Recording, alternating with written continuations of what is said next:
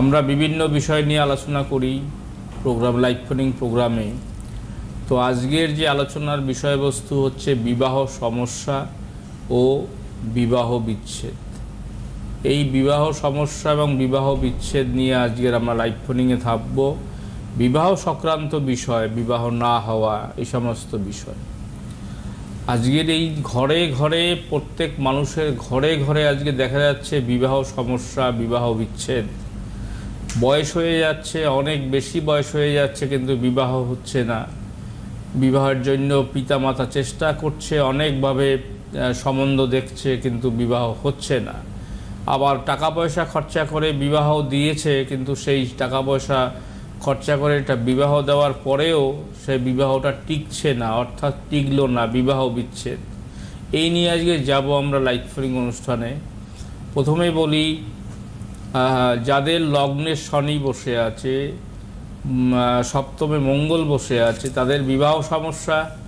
যাদের লগ্নপতি সপ্তমে, সপ্তমপতি লগ্নে অবস্থান করছে, তাদের বিবাহ সমস্যা। যাদের সপ্তমপতি দ্বাদশে অবস্থান করছে, তাদের বিবাহ সমস্যা। এবারে বিবাহ বিচ্ছেদ। কিংবা বিবাহ বিচ্ছেদ, আপনি হয়তো এত টাকা পয়সা খরচা করে বিবাহ দিচ্ছেন, কিন্তু বিবাহ টিকছে না। বারবার এটাই বলবো, কারণ এখন ঘরে ঘরে এটা হচ্ছে।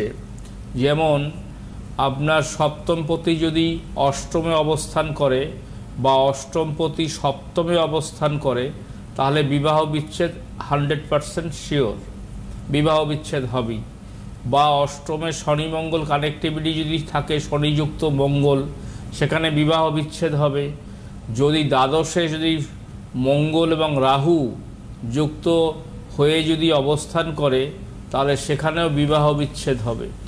এবারে লগ্নপতি মঙ্গল যদি লগ্নে অবস্থান করে কেতুর সঙ্গে সহাবস্থান থাকে, সেখানেও কিন্তু বিবাহ সমস্যা।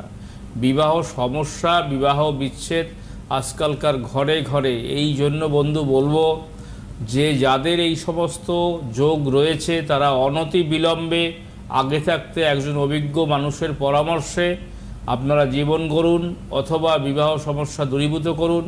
কারণ আপনারা জানেন যে দেবাশিস শাস্ত্রী একবার, দেবাশিস শাস্ত্রীর কাছে বারবার আসতে হবে না। সারা ভারতবর্ষে চেম্বার রয়েছে, কোথায় কবে চেম্বার রয়েছে আপনারা দেখতে পাচ্ছেন। শুধু একটি মাত্র বুকিং করে আপনাকে চেম্বারে যোগাযোগ করতে হবে। প্রতিকার নেবেন তো যে কোনো সমস্যারই গ্যারান্টি সমাধান পাবেন। শুধু দেখালে তো কাজ হবে না, প্রতিকার নিতে হবে। প্রতিকার নিলে তবেই আপনি যে কোনো সমস্যারই নিশ্চিত সমাধান পাবেন। এর নাম দেবাশিস শাস্ত্রী। একদম।